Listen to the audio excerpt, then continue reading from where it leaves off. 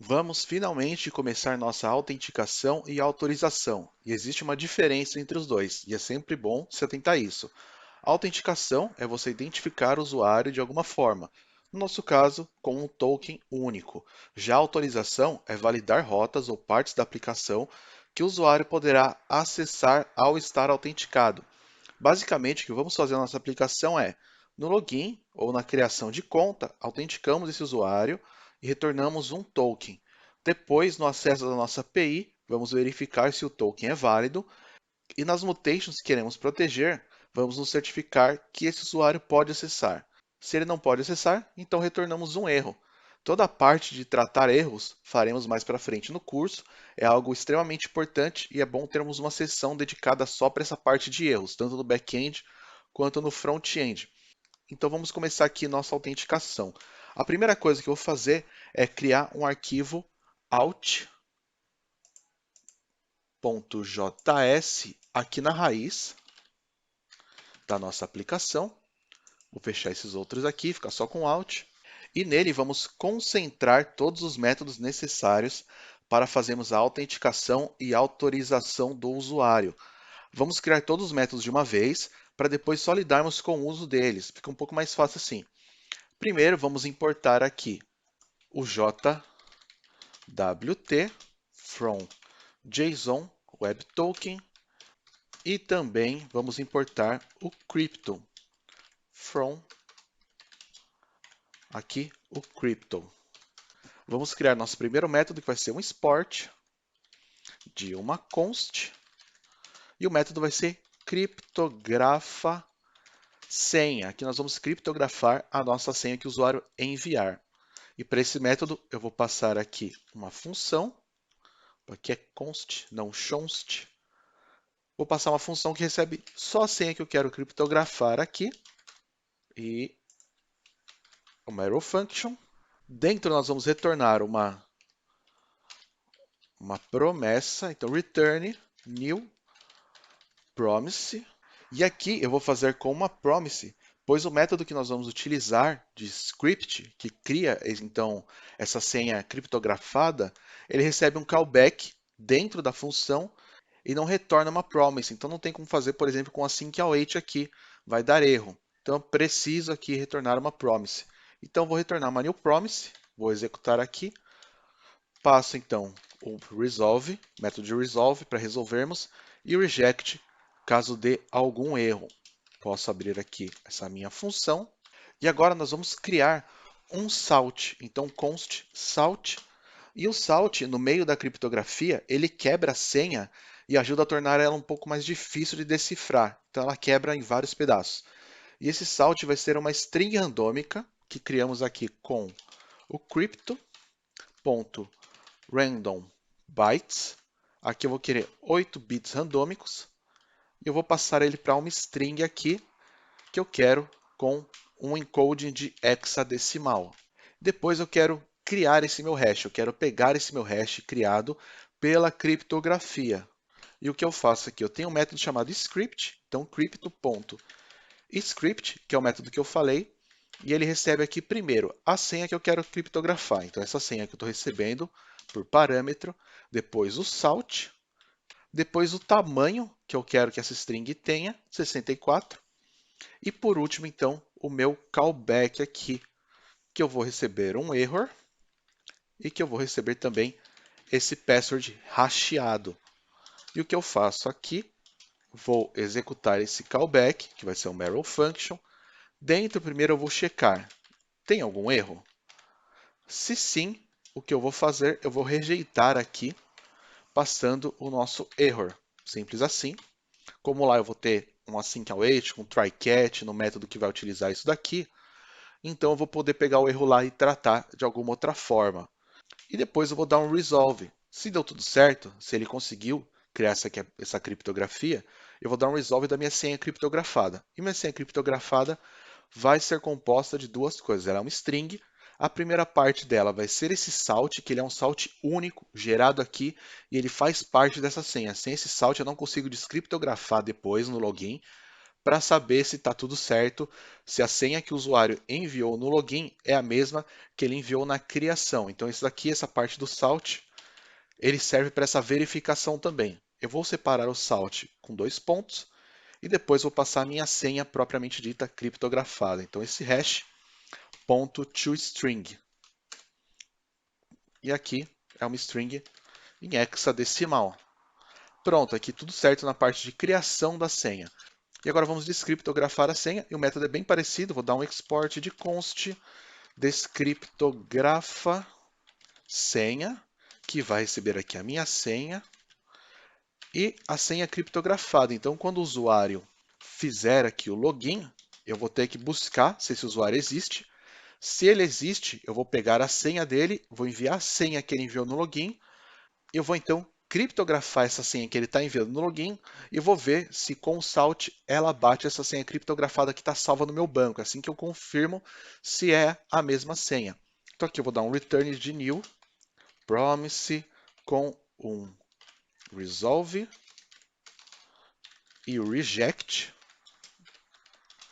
Dentro aqui o que eu vou fazer? Eu vou criar uma const que eu vou desestruturar aqui da minha senha crypto.split. Então, como eu falei, eu salvei essa senha com 2 pontos ali no meio para eu saber o que é cada coisa. Então, a primeira parte dessa senha, quando eu quebrar ela nesses 2 pontos, a primeira parte é o salt, a segunda parte é o hash. Então, o hash da senha que foi salva. Depois, vou dar aqui um crypto.script, e aí eu vou criptografar essa senha que foi enviada, utilizando a senha, o meu salt, que foi salvo, base 64, e aqui pegando novamente o error e o hash de verificação.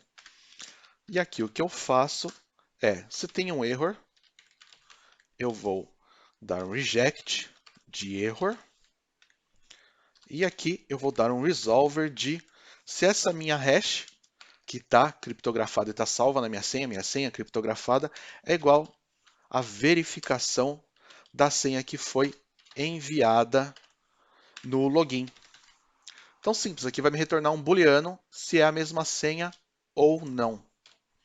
A parte de criptografia de senha já está pronto, agora o que eu preciso é a parte de criar um token, então a parte de autenticação. Como eu faço isso? Eu vou criar um export de uma const de criar token, que ela vai receber um payload aqui.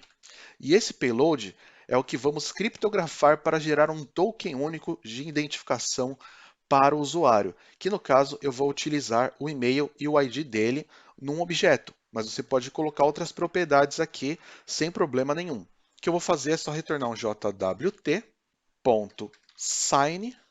que vai ser o meu payload, e eu preciso de um secret, de alguma coisa secreta aqui para usar na criptografia. É uma chave única minha aqui, interna, e eu vou ter essa chave no meu process.env.jwt_secret. E depois eu tenho um parâmetro de configuração, que eu tenho um método aqui, que eu tenho uma propriedade no caso, chama expireSyn. Em quanto tempo eu devo expirar esse meu token? Por quanto tempo ele vai ser aceito? Eu posso passar um número representando milissegundos, ou posso passar uma string também, representando dias, semanas, meses, anos.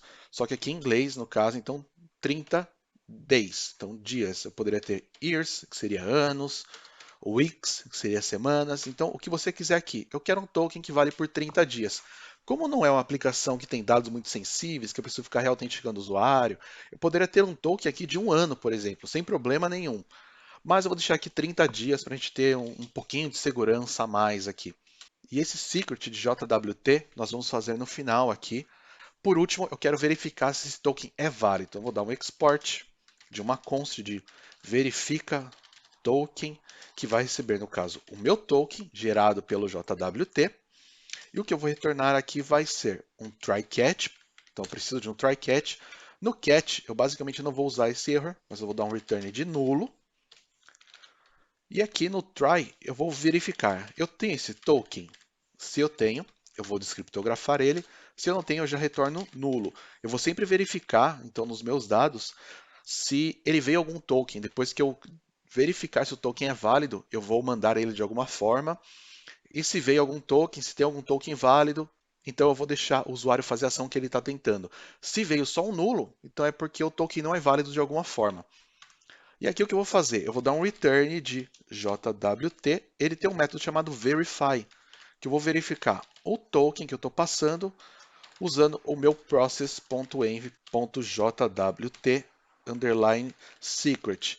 E aqui, porque eu coloquei num try catch? Porque esse verify, se o token não for válido, está expirado, se não foi assinado, por exemplo, com esse token secreto que eu passei, se tem algum erro, ele vai explodir um erro mesmo, ele vai me retornar um erro, e no erro, como eu estou no try catch, ele vai cair no catch esse erro, e eu vou de qualquer forma retornar um nulo sem problema nenhum.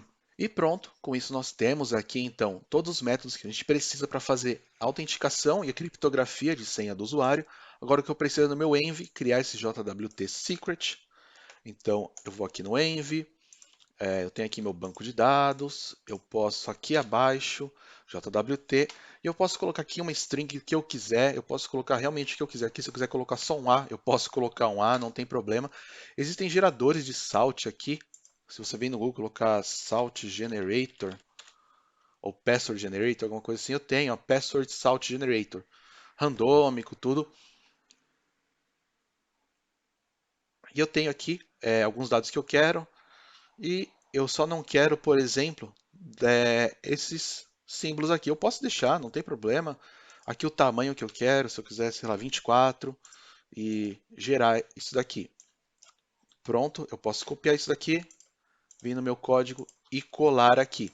E só uma última observação que eu quero deixar aqui, aproveitando essa parte de tokens e do JWT, é que esse JWT, esse JSON, esse token de JSON, ele pode ser facilmente descriptografado. Existem sites que você só cola um JSON lá e você descriptografa ele numa boa, não tem problema nenhum. Você consegue fazer isso.